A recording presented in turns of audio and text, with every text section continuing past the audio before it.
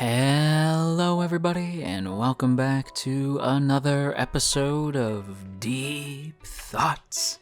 And today we're talking all about Given Episode 8, Time is Running Out. Before I dive into my thoughts on this week's episode, I do want to say a quick thank you to those of you who shared last week's video over on Twitter. And actually, now that I think about it, quick thank you might not be totally accurate since a lot of people shared last week's video on Given. Thank you for that, namely at Big Boy, at The First Evil, at Morgan Romero, at Nacho Gachardo, at Pandade, and at Sassy Simone 125. Thanks so much, my dudes. That was super appreciated. And if you too would like to have your name in next week's Given video, then be sure to share this video around on the internet and then tag me at JoJo Talks Too Much over on Twitter, and I will be sure to shout you out in next week's video. Now then, with that said, we are going to dive into this week, and I would like to start with a sort of overall sort of theme. Although it's not really a theme, it's more of just an overall set piece, I guess, for the episode. And that's the ever-constant presence of rain in this week's episode. Now, it's to a point where, like, at first I was like, oh, okay, it's raining, that's interesting. But, like, they actually go out of their way to point out that it has been raining for a while. The TV itself even saying, oh, it's been raining for quite some time now, and it will continue to rain into tomorrow. And it's like, why is it raining so much? And it's interesting in as much as that they actually do want you to focus on it, and that's because it really does set the mood and the tone for this week's episode, namely a tone of a sort of melancholic, hazy, lost sort of feeling. The whole episode is ever present. This rain, that's the sort of feeling you get from rain, not like the cozy kind of rain, but the rain that when you look outside, it's just never ending and loud and almost abrasive. And that's the sort of feeling you get here. This sort of loud, hazy is the best word I can put, where it's just you're in sort of a daze, you're lost and sort of not sure what you're supposed to feel. And that feeling is perfectly suited to not only this episode, but Sato himself, which I will absolutely get into. But before I talk about that, I do want to, just take a quick little side detour into Kaji and Ugetsu. Okay, remember how last time I had talked about how I wasn't sure what the relationship between Kaji and Ugetsu is now. It seemed as though maybe they had dated in the past, but now they were just roommates. But now I'm all the more confused. Honestly, these two should sincerely change their Facebook status to "It's Complicated." In fact, I would say that basically every dude in this episode should have an "It's Complicated" relationship with every other dude in the episode, or in the show even, because it's just ever present, just complicated relationships, a lot of complicated feelings. And with Kaji and Ugetsu, it's all the more complicated because, again, we know their past now since Kaji was so kind as to share it with us last week.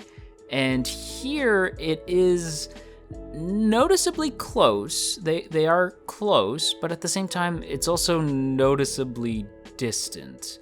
The two seem to have a sort of playful rivalry, but it's also sort of like too cold, like not like angry with each other, but there's this sort of like, I'm mostly just trying to get under your skin, but I'm also trying to do it in like a way that I'm just fooling around, but maybe it's a little too mean, that sort of thing. But yeah, it's an interesting relationship these two have, especially given that I don't think that they're still together unless they're seeing other people, since Kaji remarks that Ugetsu has a handsome new viola player, and Ugetsu just says that he keeps him around because he's a pretty face. So I don't know if that was meant to be taken seriously. I don't super know if, like, maybe Kaji and Ugetsu are in an open relationship or they're poly. I don't super know what's going on, but I am curious to find out. And all the more curiouser and curiouser I get as we now transition into talking about Hiragi and Sato. Now, Hiragi is slowly climbing up the ladder to be one of my favorite side characters. You better watch out, Take. They're gunning for you, my boy. They're gunning for you. Take is currently my favorite side character. But Haragi close. Haragi is close.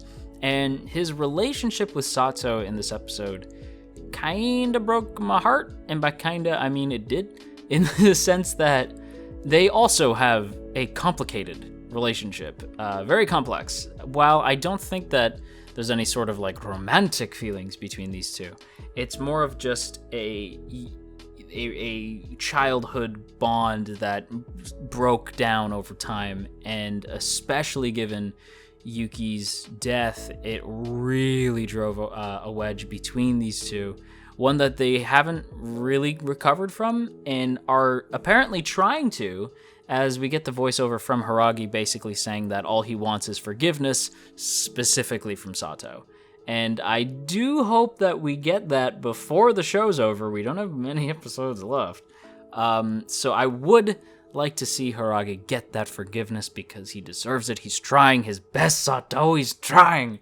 And it's intense because this is like one of the few instances where Sato actually gets really emotional and screams at Haragi.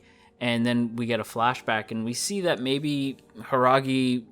At first I thought it was jealousy. I think when it comes to Haragi and how he viewed the whole Sato-Yuki thing, I don't think it was jealousy, just concern for his friends and wanting things to remain the same, but obviously they didn't. Eventually they go to different schools and the breakup happens, and the breakup looked intense, and it ultimately led to a pretty depressing death for Yuki. But before I get into that, I do just want to wrap up the whole Haragi-Sato thing by saying that these two seem like just two people who don't really have anyone else to turn to when it comes to Yuki's death. They do have their other friend whose name is escaping me. But Haragi specifically wants Sato's forgiveness for the breakup that happened in the friend group. And they just seem like two people who are a little upset with each other. There is some residual anger there, but they want to fix things because they're all they have now. And I just thought they really established that super well in the scene. And of course, the rain is ever present. And let's go ahead and actually dive into that flashback.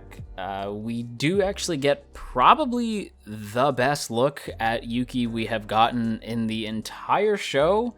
We actually get a sense of who this character was, and the way he goes out is heartbreaking. He drank himself to death, and apparently he was the type of character who wouldn't drink, so the fact that he would do that to himself 2 days after the fight with Sato, it's pretty upsetting.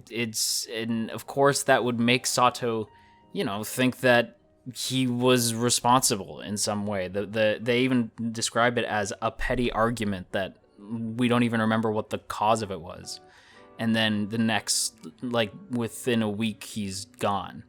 And that is messed up and absolutely explains why Sato is so closed off from the world and so distant and so likely incredibly nervous about the way he feels about Uenoyama and how his last relationship went down.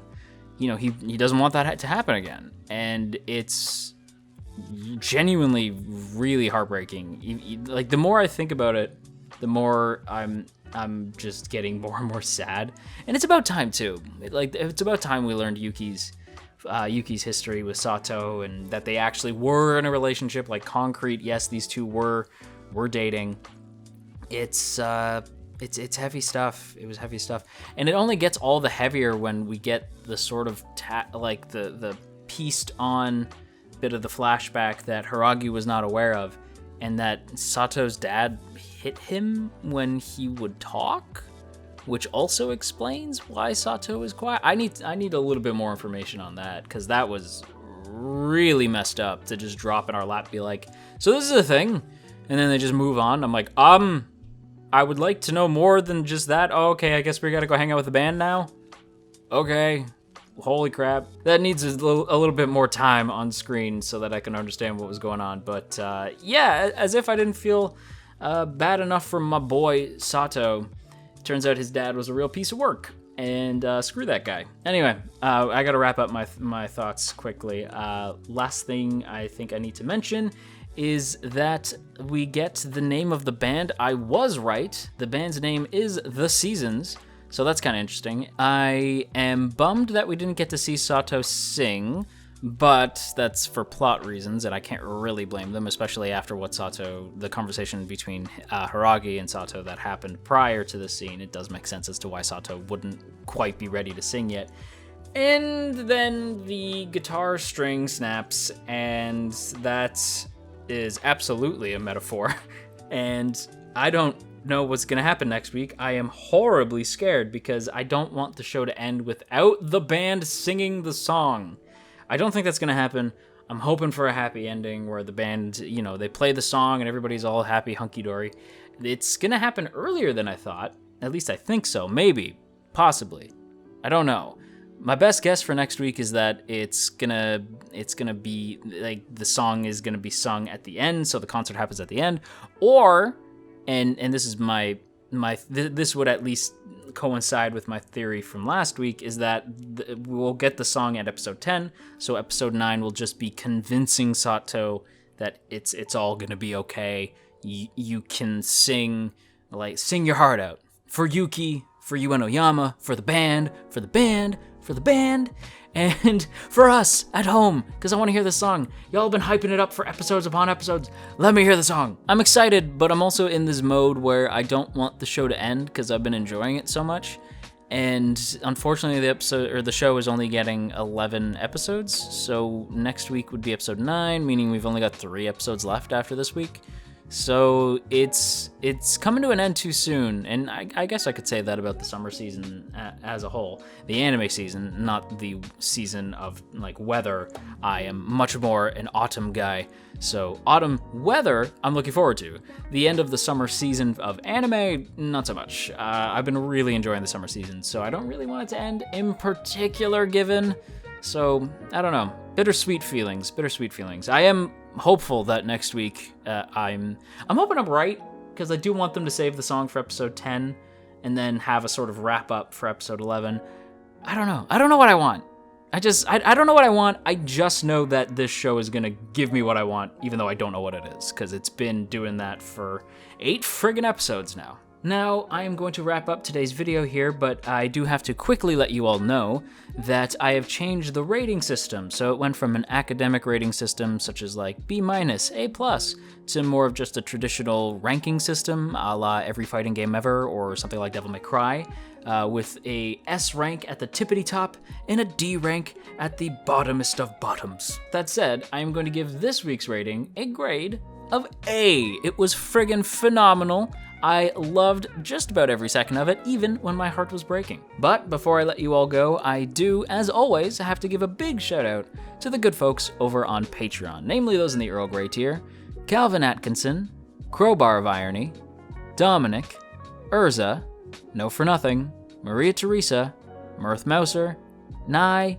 Omner Garamond, Opinionated Slime, Cell, Shadow Creative, Sipco Games, Somastan, Tristan, and Verdon. Thank you guys so much for your continued support over on Patreon, and if you too would like to join the T-Squadron, then by all means go ahead and check out the Patreon link in the description. Go ahead and check out all the cool rewards you can get over there, as well as access to our Patreon exclusive Discord. On that note though, everybody, that's gonna be a video, so I hope you guys enjoyed today's video. If you did, then you've probably been on the internet long enough to know what to do already, so I ain't gonna tell you, but I will say that it is appreciated.